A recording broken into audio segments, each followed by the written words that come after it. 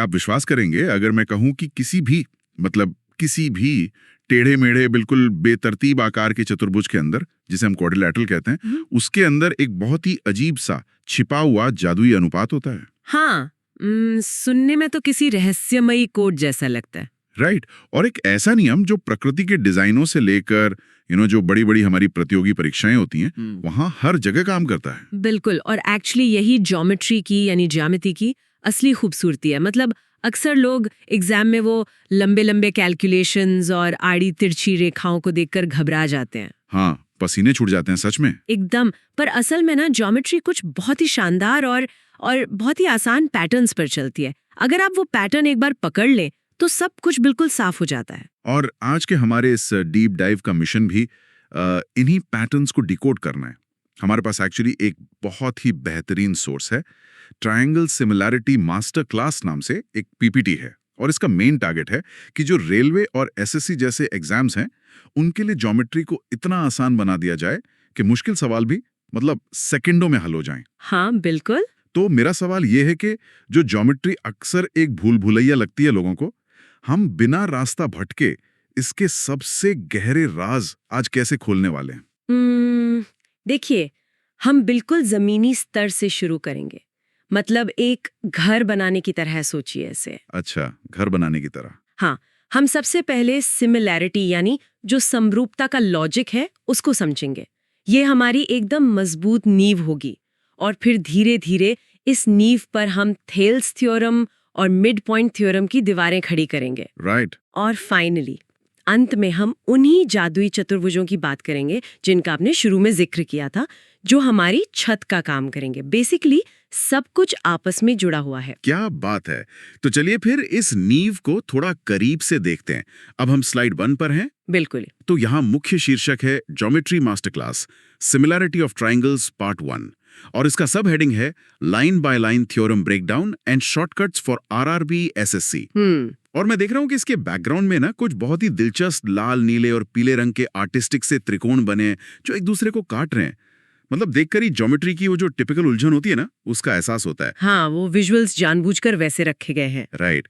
और यही एक शब्द बार बार उभर कर आता है, सिमिलैरिटी। अब अगर मैं एक आम इंसान की तरह पूछूं तो इसका क्या मतलब है? क्या इसका मतलब एकदम जुड़वा होना है? नहीं, और एक्चुअली यहीं पर सबसे बड़ा कंफ्यूजन होता है लोगों को। ज्योमेट्री में ना एकदम जुड़वा होने को कॉन्ग्रुएंसी या सर्वांग समता कहते हैं। आकार और साइज दोनों एकदम 100% बराबर होते हैं। अच्छा, शेप और साइज दोनों सेम। हाँ। लेकिन समरूपता या सिमिलैरिटी का मतलब है कि दो आकृतियों का आकार यानी शेप तो बिल्कुल एक जैसा है, लेकिन उनका साइज अलग हो सकता है। ओह, जैसे एक असली कार और उसका एक छोटा सा जो खिलौना मॉडल होता है। बिल्कुल सटीक एनालॉजी है ये। दोनों दिखने में एकदम एक जैसे हैं, बस उनका स्केल अलग है। और एग्जाम्स के लिए ना ये कॉन्सेप्ट बहुत बहुत क्रिटिकल है। वो कैसे?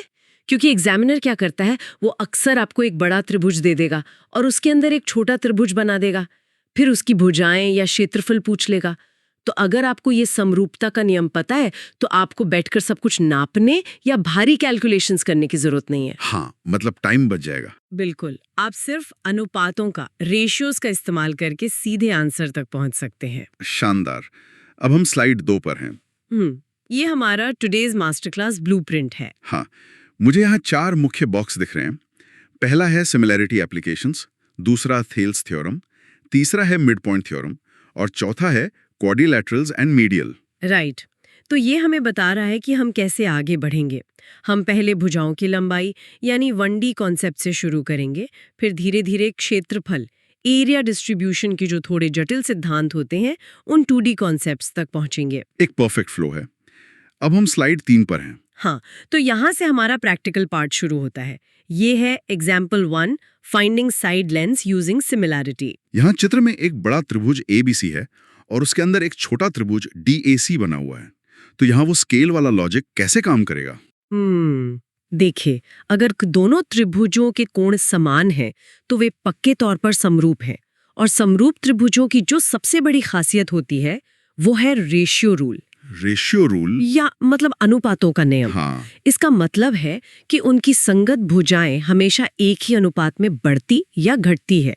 इस स्लाइड में फॉर्मूला दिया है CD/AC बराबर AC बटे BC। CDAC equal to ACBC। हाँ, अच्छा, तो अगर हम वैल्यूज डालें, CD हमें निकालना है, AC 10 है और BC 16 है, तो ये हो गया CD बटे 10 बराबर 10 बटे 16। राइट। और स्लाइड के कोने में एक एग्जाम ट्रिक भी लिखी है कि क्रॉस मल्टीप्लाई करके तुरंत उत्तर कैसे निकालें। बिल्कुल, आपको लंबा चौड़ा अलजेब्रा नहीं करना है, बस क्रॉस मल्टीप्लाई कीजिए।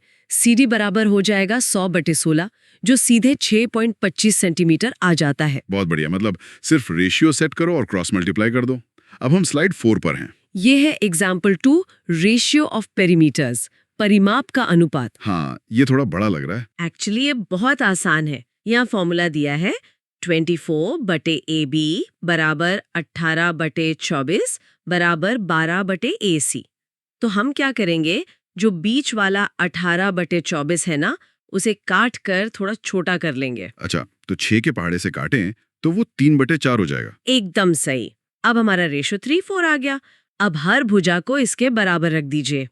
तो AB आ जाएगा 32 सेंटीमीटर, AD आ जाएगा 14 और AC आ जाएगा 16। ओके, तो हमने सारी भुजाएं निकालनी। हाँ, अब परिमाप यानी बाहरी बाउंड्री, हम दोनों त्रिभुजों की भुजाओं को जोड़ लेते हैं। छोटे वाले का परिमाप है 12 + 18 + 12 मतलब 42, और बड़े वाले का है 16 + 24 + 14 मतलब 54। और दोनों का अनुपात हो गया 42/54, जिसे हम और सरल करें तो 7/9 आ जाता है। बिल्कुल, लेकिन यहाँ एक कैच है। क्या कैच है? अगर आप ध्यान दें तो जो हमारी भुजाओं का अनुपात था 18-24, वो भी तो 3/4 था, लेकिन जो परिमाप का अनुपात है वो डायरेक्ट भुजाओं से रिलेट करता है। मतलब आपको सारी भुजाएं निकालने की भी जरूरत नहीं थी। वेट, सच में? हाँ, परिमाप 1D होता है, तो जो अनुपात भुजाओं का होता है वही परिमाप का भी होता है। ये एग्जाम के लिए बहुत बड़ी शॉर्टकट ट्रिक है। ओह वाओ, ये तो सच में बहुत सारा टाइम बचाएगा। अब हम स्लाइड 5 पर हैं। और यही एंट्री होती है ज्योमेट्री के एक बहुत बड़े नाम की, थेल्स थ्योरम। जिसे बेसिक प्रोपोर्शनैलिटी थ्योरम या BPT भी कहते हैं। स्लाइड पर नियम लिखा है कि यदि एक रेखा, जैसे यहाँ DE है, वो आधार BC के समानांतर खींची जाए तो वह अन्य दो भुजाओं को समान अनुपात में बांटती है। मतलब AD बटे DB बराबर AE बटे EC। राइट। पर इसे विजुलाइज करने का कोई आसान तरीका है? क्योंकि ये सिर्फ परिभाषा सुनना थोड़ा किताबी लगता है। मैं समझती हूँ। इसे ना एक सीढ़ी यानी लैडर की तरह सोचिए। सीढ़ी? हाँ, अगर आप सीढ़ी के जो डंडे होते हैं उन्हें बिल्कुल सीधा और एक दूसरे के एकदम समानांतर रखते हैं, तो वे सीढ़ी के दोनों तरफ की जो लंबी डंडियां होती हैं उनको एकदम बराबर अनुपात में काटेंगे। अच्छा, हाँ, बात तो सही है। हर डंडे के बीच की दूरी एक समान स्केल में होगी, लेकिन अगर वो डंडे समानांतर नहीं होंगे, टेढ़े मेढ़े होंगे, तो सीढ़ी अजीब सी हो जाएगी और कोई भी अनुपात काम नहीं करेगा। ये लैडर वाली एनालॉजी से तो ये BPT एकदम दिमाग में छप गया। यही इसका लॉजिक है। समानांतर रेखाएं संगत कोण बनाती हैं, जिससे वो जो ऊपर वाला छोटा त्रिभुज बनता है ना, वो बड़े त्रिभुज का एक परफेक्ट खिलौना मॉडल बन जाता है। परफेक्ट। अब हम स्लाइड 6 पर हैं। ये BPT का ही एक्सटेंशन है, एरिया ऑफ सिमिलर ट्राइंगल्स। हाँ, मैं बीच में लिखा बड़ा सा फॉर्मूला देख रहा हूँ, पर यहाँ मुझे एक चीज ने थोड़ा उलझा दिया है। वो क्या? मतलब अगर मैं एक त्रिभुज की भुजाओं को दोगुना कर दूं, तो मेरा पहला ख्याल यही आएगा कि उसका क्षेत्रफल भी दोगुना ही होगा। लेकिन ये स्लाइड कह रही है कि क्षेत्रफल का अनुपात भुजाओं के अनुपात का वर्ग यानी स्क्वायर होता है। ये मुझे थोड़ा काउंटर इंट्यूटिव लग रहा है। क्षेत्रफल 4 गुना क्यों हो रहा है? ये बहुत ही ब्रिलियंट सवाल है, और ट्रस्ट मी, यहीं पर अधिकतर स्टूडेंट्स एग्जाम में गलती करते हैं। अच्छा। हाँ, इसे आप एक पिज्जा की तरह सोचिए। पिज्जा? चलिए, मैं सुन रहा हूँ। जब हम सिर्फ भुजाओं की लंबाई नाप रहे होते हैं ना, तो हम केवल एक दिशा में यानी 1D में जा रहे हैं। लेकिन क्षेत्रफल यानी एरिया जो होता है वो 2D होता है। इसमें लंबाई और चौड़ाई दोनों शामिल होती हैं।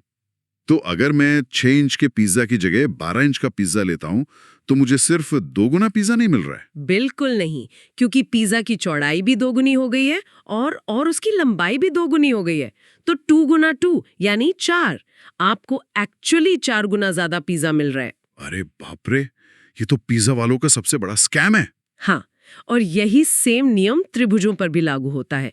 अगर भुजाओं का अनुपात 1.2 है तो क्षेत्रफल का जो अनुपात होगा वो 1 का स्क्वायर और 2 का स्क्वायर यानी 1.4 होगा वर्सेस क्वाड्रिलेटरल एरिया है। यहाँ चित्र में एक त्रिभुज है जहाँ AD और DB का अनुपात 8:5 है। तो कुल AB हो गया 8 + 5 यानी 13। राइट। अब अपने उसी पिज्जा वाले लॉजिक को यहाँ लगाइए। ओके, तो अगर भुजाएं 8 और 13 के अनुपात में हैं, तो उनका क्षेत्रफल उनके स्क्वायर के अनुपात में होगा। मतलब 8 का स्क्वायर हो गया 64 और 13 का स्क्वायर हो गया 169। एकदम सही। तो छोटे त्रिभुज का क्षेत्रफल 64 यूनिट है और वो जो बड़ा वाला है उसका कुल 169 यूनिट है। लेकिन सवाल में तो पूछा है उस नीचे वाले हिस्से का एरिया जो कटने के बाद एक चतुर्भुज बन गया है ना, DECB।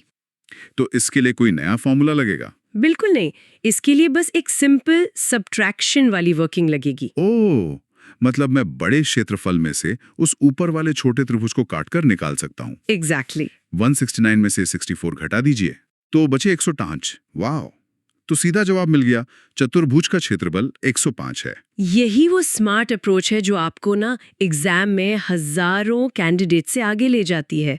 आपने ज्योमेट्री को एक पजल की तरह सॉल्व किया, किसी बोरिंग फॉर्मूले की तरह नहीं। ये तो बहुत मजेदार था। अब हम स्लाइड 8 पर हैं। यहाँ note convergence of Thales theorem दिया है। यहाँ एक टीचर्स नोट है कि थेल्स टॉप डाउन जाता है और कॉन्वर्स बॉटम अप जाता है। ये टॉप डाउन और बॉटम अप क्या है? मैं समझाती हूँ। थेल्स थ्योरम एक टॉप डाउन अप्रोच है। मतलब वो कहता है अगर आपको पता है कि रेखाएं समानांतर हैं तो पक्का उनका अनुपात बराबर होगा। ओके। और इसका कॉन्वर्स यानी उल्टा नियम एक बॉटम अप अप्रोच है। ये कहता है कि अगर आप नाप कर देखते हैं और पाते हैं कि दोनों तरफ का अनुपात एकदम बराबर आ रहा है, मतलब AD/DB = AE/EC है, तो आप 100% गारंटी के साथ कह सकते हैं कि जो बीच वाली रेखा खींची गई है ना, वो आधार के सख्ती से समानांतर है, स्ट्रिक्टली पैरेलल। अच्छा, मतलब ये रिवर्स इंजीनियरिंग की तरह हो गया। अब हम स्लाइड 9 पर हैं। हाँ, ये एग्जाम्पल 4 कॉम्प्लेक्स एप्लीकेशन पार्ट 1 है। यहाँ एक समीकरण है, PS × PR = PQ × PT।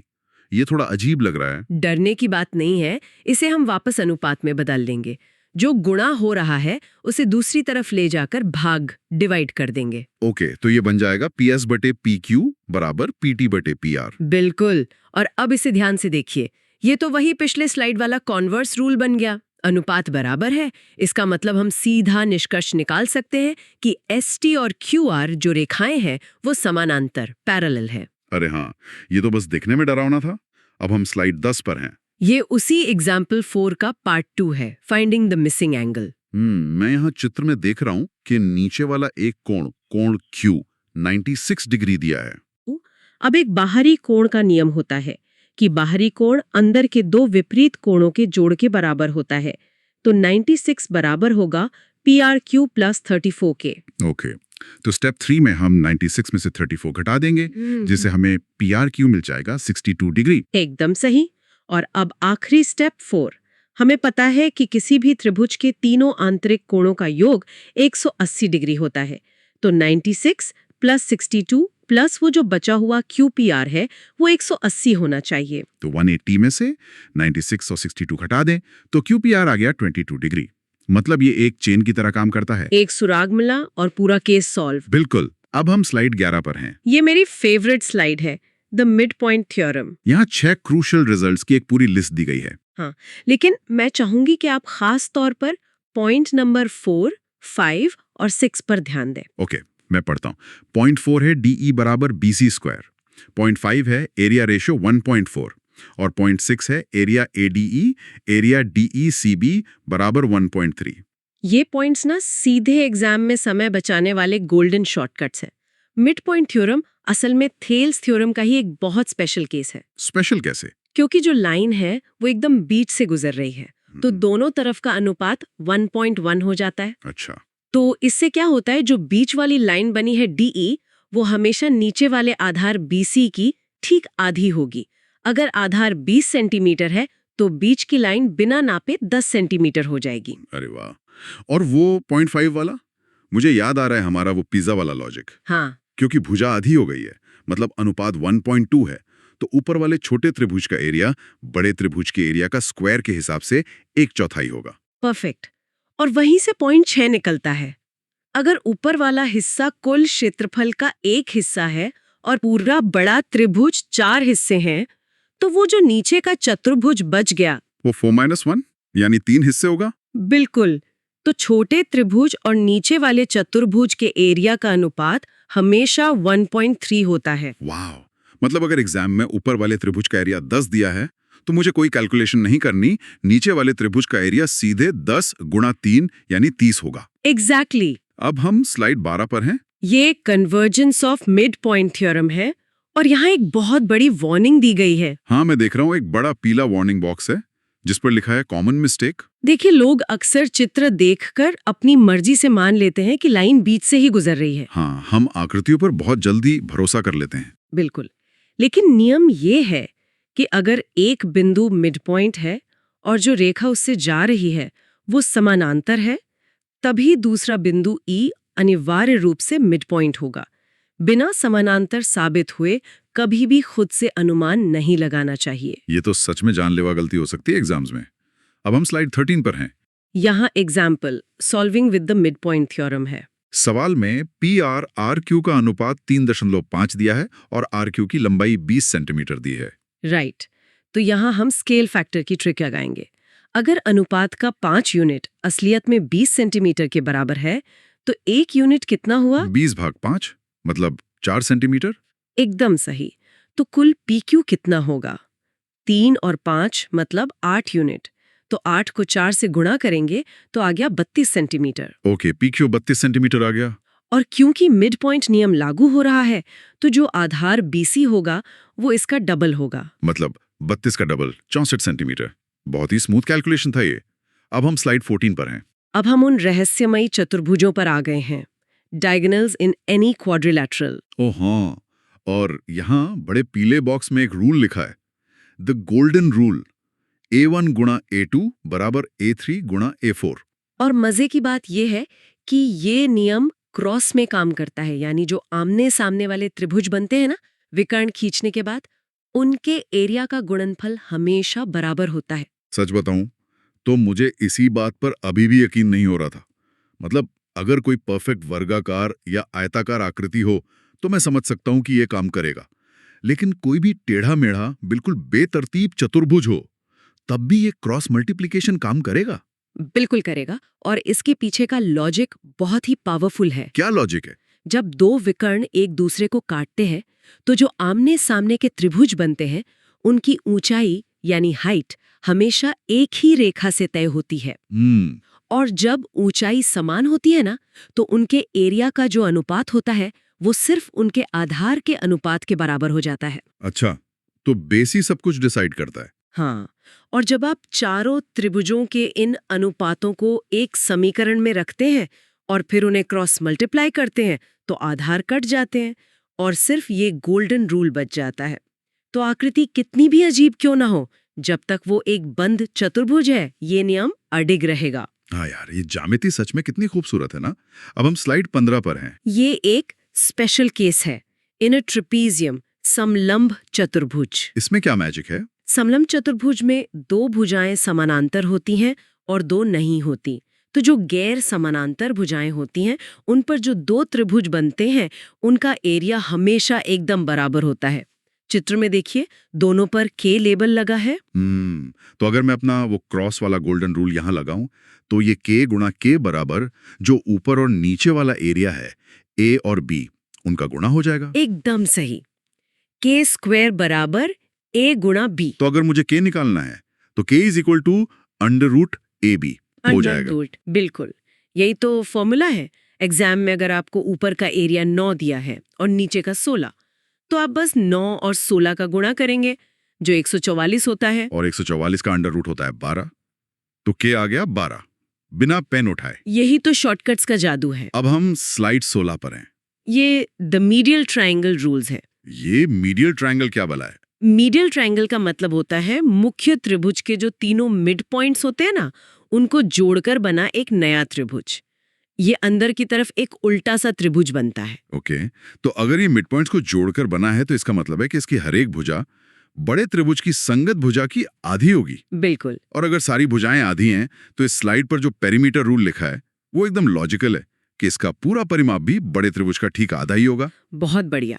और इसके एरिया रूल के बारे में आप क्या कहेंगे? पिज्जा रूल, अगर भुजाएं आधी हो रही हैं तो स्केल स्क्वायर है, तो एरिया उसका स्क्वायर होगा, मतलब 1/4, 1/4 हो जाएगा। मान लीजिए बड़े त्रिभुज की भुजाएं 6, 8 और 10 सेंटीमीटर हैं। वेट, 6, 8 और 10, ये नंबर तो बहुत जाने पहचाने लग रहे हैं।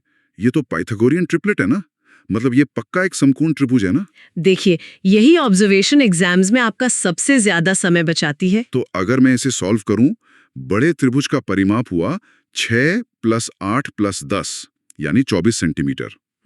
तो अंदर वाले मीडियल ट्रायंगल का परिमाप सीधे आधा हो जाएगा, मतलब 12।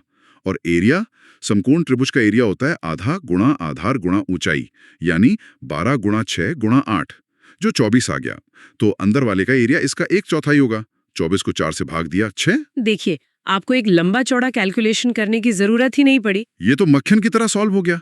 अब हम स्लाइड 18 पर हैं। अब हम थोड़ा रैपिड फायर रिवीजन करेंगे कोर थ्योरम्स का।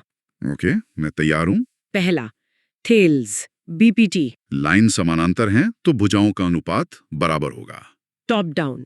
दूसरा, mid point theorem. Line mid point से गुजर रही है तो बेस की आधी होगी और एरिया 1/4 में बांटेगी। तीसरा, कॉन्वर्स रूल्स। अगर अनुपात बराबर मिल जाए तो लाइन पक्का समानांतर होगी। Bottom up. शानदार। अब हम स्लाइड 19 पर हैं। ये भी रैपिड फायर रिवीजन है, लेकिन एरिया एंड पेरीमीटर शॉर्टकट्स का। हाँ, तो अगर भुजाओं का अनुपात दिया है तो क्षेत्रफल कैसे निकलेगा? सिंपल, बस अनुपात का स्क्वायर कर दो। एनी क्वाड्रिलैटरल, कोई भी चतुर्भुज में डायगोनल का क्या रूल है? क्रॉस मल्टीप्लिकेशन, आमने सामने के एरिया का गुणा बराबर होता है। A1 × A2 = A3 × A4। Trapezium, समलंब चतुर्भुज की क्या ट्रिक है? साइड वाले त्रिभुजों का एरिया बराबर होता है और फॉर्मूला है K = √AB। और मीडियल ट्रायंगल? परिमाप 8/12 और क्षेत्रफल 1/4 4। आप बिल्कुल तैयार हैं। अब हम स्लाइड 20 पर हैं। ये प्रैक्टिस क्वेश्चन सेट 1 है। पहला सवाल है कि दो समरूप त्रिभुजों की भुजाओं का अनुपात 3.2 है, तो क्षेत्रफल का अनुपात क्या होगा? तो क्या लगाएंगे आप? सीधा स्क्वायर, 3 का स्क्वायर 9 और 2 का 4। वेट, सवाल में ऑप्शन में 9.25 दिया है। ओह, मैंने ठीक से पढ़ा नहीं। सवाल में भुजाएं 3 और 5 के अनुपात में होंगी शायद। हाँ, अगर 3 और 5 हैं तो 9.25 ऑप्शन बी होगा। बिल्कुल। और दूसरा सवाल, ट्रेपीजियम के ऊपर और नीचे का क्षेत्रफल 9 और 16 है। ये तो हमने अभी किया था। सीधा K = √AB लगाएंगे, तो 9 × 16 हुआ 144 और अंडर रूट किया तो 12, ऑप्शन ए। परफेक्ट। अब हम स्लाइड 21 पर हैं। और ये हमारी आखिरी स्लाइड है।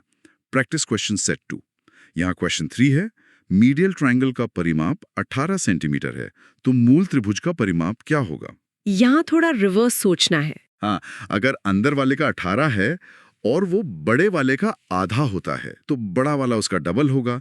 18 का दोगुना 36 सेंटीमीटर। एकदम सही। और इसी के साथ दाईं ओर आपका sign of mastery unlock badge आ गया है। आपने सारे शॉर्टकट्स डिकोड कर लिए हैं। तो अगर मैं आज की इस पूरी डीप डाइव को एक बार समेटना चाहूँ, तो हमने शुरुआत की समरूपता से, सिमिलैरिटी के लॉजिक से। फिर हमने थेल्स थ्योरम से अनुपात को समझा कि कैसे समानांतर रेखाएं सीढ़ी की तरह काम करती हैं। बिल्कुल। फिर मिड पॉइंट थ्योरम ने हमें वो 1.4 और 1.3 वाले मस्त शॉर्टकट्स दिए। और अंत में हमने उन टेढ़े मेढ़े चतुर्भुजों के जादू को देखा, वो A1 × A2 = A3 × A4 वाला गोल्डन रूल। आपने पूरा पीपीटी का जो स्ट्रक्चर था वो बेहतरीन तरीके से समराइज कर दिया है। और जो लोग सुन रहे हैं उनके लिए अगर मैं 3 अचूक परीक्षा टिप्स दोहराना चाहूँ। क्षेत्रफल का अनुपात हमेशा भुजाओं के अनुपात का वर्ग होता है। इसे वो पिज़्ज़ा रूल से याद रखें। किसी भी चतुर्भुज के कर्ण A1 - A2, A3 - A4 follow करते हैं। और टिप 3, समलंब चतुर्भुज में K = √I आपको कम से कम 2 मिनट बचा कर देगा। एकदम सही बात है। अच्छा, अब मैं आपकी एक छोटी सी परीक्षा लूं। कुछ रैपिड फायर सवाल जो मेरे मन में आ रहे हैं। बिल्कुल, पूछिए। सवाल 1, थेल्स थ्योरम का दूसरा नाम क्या है? बेसिक प्रोपोर्शनैलिटी थ्योरम या बीपीटी। सवाल 2, अगर भुजाओं का अनुपात 1.3 है तो क्षेत्रफल का अनुपात क्या होगा? 1 का स्क्वायर 1 और 3 का 9 तो 1.9। सवाल 3, मिड पॉइंट थ्योरम में अंदर बनी जो रेखा होती है वो आधार की कितनी होती है? ठीक आधी। सवाल 4, मीडियल ट्रायंगल का परिमाप बड़े त्रिभुज का कितना होता है? वो भी आधा होता है। सवाल 5, ट्रेपीजियम के क्षेत्रफल में के क्या दर्शाता है? कि वो गैर समानांतर भुजाओं पर बने साइड वाले त्रिभुजों का एरिया है जो हमेशा बराबर होते हैं। सवाल 6, अगर AD बटे DB बराबर है AE बटे EC के तो रेखाओं के बीच क्या रिश्ता होगा? रेखाएं सख्ती से समानांतर होंगी। और आखिरी सवाल 7, क्या कॉन्वर्स रूल ऊपर से नीचे जाता है या नीचे से ऊपर? कॉन्वर्स रूल हमेशा बॉटम अप जाता है। कमाल है, मतलब आपने PPT बनाने वाले का पूरा लॉजिक घोल कर पी लिया है। थैंक्स। अच्छा,